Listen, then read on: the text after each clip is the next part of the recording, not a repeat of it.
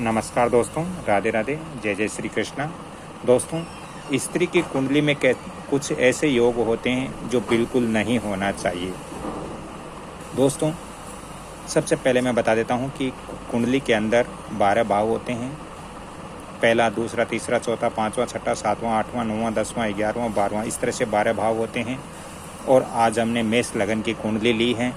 दोस्तों, कुंडली, स्त्री की कुंडली के सप्तम भाव और अष्टम भाव को हमें देखना चाहिए, क्योंकि सप्तम भाव का स्वामी अष्टम भाव में नहीं होना चाहिए और अष्टम भाव का स्वामी सप्तम भाव में नहीं होना चाहिए।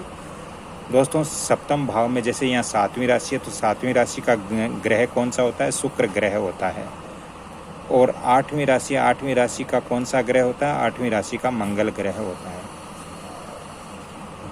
अब दोस्तों, यदि 7वीं राशि का जो स्वामी है वो 8वें घर के अंदर बैठा है और 8वें घर का स्वामी यदि 7वें घर के अंदर बैठा है, तो ये स्त्री की कुंडली के लिए अशुभ होता है।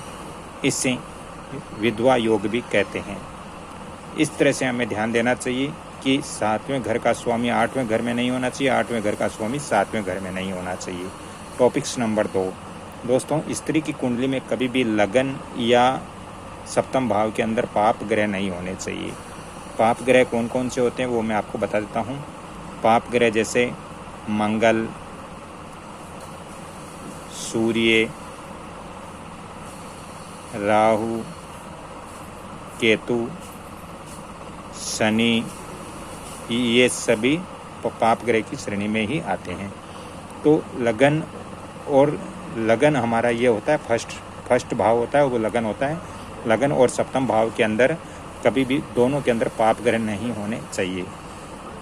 जैसे यहाँ पर शनि, यहाँ पर मंगल नहीं होना चाहिए, यहाँ पर राहु, यहाँ पर केतु नहीं होना चाहिए, यहाँ पर केतु, यहाँ पर राहु नहीं होना चाहिए। तो ये पाप ग्रह फर्स्ट और जो 7वां ग्रह उसके अंदर नहीं होना चाहिए।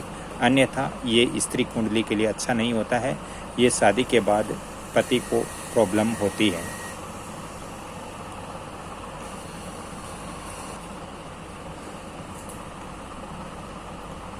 तीसरे नंबर दोस्तों, यदि स्त्री की कुंडली के सप्तम भाव में मंगल है और यदि मंगल को कोई पाप ग्रह की दृष्टि पड़ रही है, जैसे मान लीजिए यहाँ पर राहु है, तो राहु की दृष्टि सप्तम भाव में पड़ रही है, क्योंकि राहु अपने से 5वें घर को देखता है। यहाँ पर मान लीजिए केतु है, यहाँ पर केतु है, तो केतु भी पाप ग्रह हैं, तो केतु की 5वीं घर के अंदर दृष्टि पड़ती है। इसलिए मंगल यहाँ पर सप्तम भाव में हो और इस पर यदि पाप ग्रह की दृष्टि पड़ रही है, तो ये स्त्री कुंडली के अंदर अशुभ माना गया है। इससे पति को विवाह के बाद में परेशानी होती है। इसलिए जब लड़का और लड़की की शादी होती है, तो ये चीज़ें हमें देखना बहुत ज़रूरी होता है। लड़की की कुंडली की स्थिति देखना बहुत ज़रूरी होता है। कुंडली को देखकर ही विवाह शादी हमें ज्योतिष के अनुसार करनी चाहिए।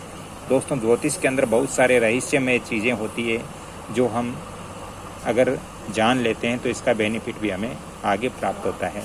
यदि आज की मेरी ये जानकारी अच्छी लग रही है तो इस वीडियो को आप लाइक करें, शेयर करें और सब्सक्राइब ज़रूर करें। तो आज कुछ योग मैंने दिए हैं कि अगर स्त्री की कुंडली में ये योग होते हैं तो फिर शादी के बाद उनके लिए अच्छा नहीं होता है। उनके होने वाले जो पति हैं उनके लिए भी अच्छा नहीं होता है। इससे वैवाहिक जीवन भी बहुत ही मुश्किल से गुजरता है। ऐसी स्थिति बन रही है, तो कृपया ध्यान दें। एक बार पुनः बता देता हूँ, स्त्री की कुंडली के अंदर यदि सप्तम भाव का स्वामी अष्टम में बैठा हो और अष्टम भाव का स्वामी यदि सप्तम में बैठा हो, तो ये अशुभ स्थिति होती है। अगर लगन और सप्तम भाव दोनों में पाप ग्रह हो तो भी ये अशुभ स्थिति होती है। अगर सप्तम भाव में मंगल हो और यदि मंगल पर किसी पाप ग्रह की दृष्टि पड़ रही हो तो भी ये अशुभ संकेत देते हैं। इन चीज़ों को ध्यान में रखते हुए ही हम स्त्री की कुंडली का निरीक्षण कर सकते हैं कि शादी के बाद उनका जीवन कैसे व्यतीत होगा। अगली कड़ी में फिर मिलता हूँ। तब तक के लिए आप सभी से क्षमा चाहता हूँ।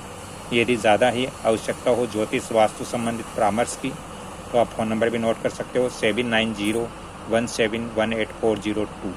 चलते चलते आप सभी से निवेदन करता हूं कि वीडियो को लाइक शेयर सब्सक्राइब जरूर करें और बेल आइकन घंटी के निशान पर भी क्लिक करें।